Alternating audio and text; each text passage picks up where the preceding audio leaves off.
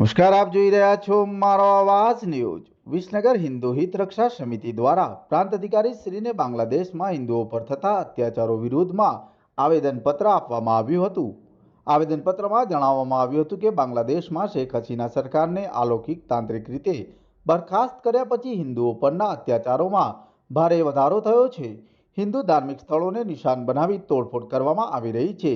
હિંસા અને હત્યાની ઘટનાઓમાં વધારો થયો છે અને ધર્મ પરિવર્તન જેવા ગંભીર અપરાધો થઈ રહ્યા છે। આ પરિસ્થિતિ ખૂબ જ ચિંતાજનક છે અને આંતરરાષ્ટ્રીય સમાજ માટે પણ શરમજનક છે। સરકારની જવાબદારી છે કે તે પોતાના નાગરિકોની સુરક્ષા કરે અને કોઈપણ પ્રકારના અત્યાચારોને રોકે। આ અત્યાચારના વિરુદ્ધમાં ઇસ્કોનના પરમ પૂજ્ય સંતશ્રીને એમના નેતૃત્વમાં શાંતિપૂર્ણ વિરોધ કરતા હિન્દુઓ પર પણ અત્યાચાર કરી પૂજ્ય સંતશ્રીને ખોટી રીતે જેલમાં ધકેલી દીધા છે, જે કૃત્ય પણ અમાનવીય છે।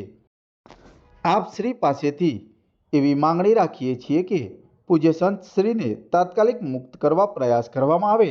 બાંગ્લાદેશમાં હિન્દુઓ પર થતા અત્યાચારોને તાત્કાલિક બંધ કરાવવા, પીડિતોને ન્યાય અપાવવા અને ગુનેગારો સામે કડક કાર્યવાહી કરવા, હિન્દુ ધાર્મિક સંસ્થાઓની સુરક્ષા વધારવા, અત્યાચારોને રોકવા માટે કાયદા અને વ્યવસ્થાની સ્થિતિમાં સુધારો કરવો, આવી જ માંગણીઓ સાથે હિન્દુ હિત રક્ષા સમિતિ વિસનગર દ્વારા ધર્મસભાનું આયોજન કરી રેલી નીકાળીને આવેદનપત્ર આપવામાં આવ્યું, જેમાં સંતો મહંતો સહિત હિન્દુ સંગઠનના આગેવાનો, રાજકીય આગેવાનો, સામાજિક આગેવાનો અને હિન્દુ સમાજના લોકો ઉપસ્થિત રહ્યા હતા। દેશની અંદર અત્યારે જે હિન્દુઓ પર અત્યાચાર થઈ રહ્યો છે એ અત્યાચારના વિરોધમાં આજે અહીંયા પ્રાંત સાહેબને આવેદનપત્ર હિન્દુ હિત રક્ષક સમિતિ દ્વારા આપવામાં આવ્યું છે।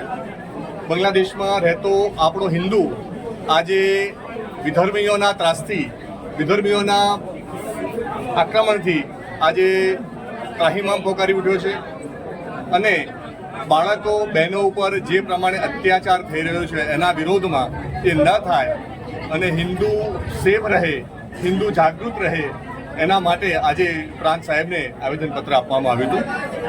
આગામી કોઈ કાર્યક્રમ હોય? હાલ આગામી કાર્યક્રમની કોઈ રૂપરેખા નક્કી નથી કરી। જ્યારે પણ આવશે ત્યારે એ કાર્યક્રમ આપ સુધી અમે પહોંચાડવાનો પ્રયત્ન કરીશું। અહીંયા સાધુ સંતો દ્વારા અને ટૂંકી નોટિસ આપ્યા પછી પણ બહોળી સંખ્યામાં હિન્દુ સમાજ જે એકત્રિત રહ્યો છે, જે સાથે રહ્યો છે, એ પ્રમાણે આજે એમનો આક્રોશ, એમનો વિરોધ જે પ્રમાણે થઈ રહ્યો છે એ પ્રમાણે હિન્દુ સમાજ જરૂરથી જાગૃત થશે અને બાંગ્લાદેશમાં વસતા હિન્દુ ભાઈ બહેનોને સપોર્ટ થશે એવું ચોક્કસ અમે માનીએ છીએ। ભારત સરકાર પાસે શું અપેક્ષા? ભારત સરકાર પાસે ચોક્કસ અપેક્ષા છે કે હિન્દુઓનું હિત જોવાય અને વિશ્વ માનવ અધિકાર એની નોંધ લે એવો પૂરેપૂરો પ્રયત્ન કરવો જોઈએ અને સરકાર એ બાબતમાં અથગ પ્રયત્ન કરે એવો જરૂર આગ્રહ છે।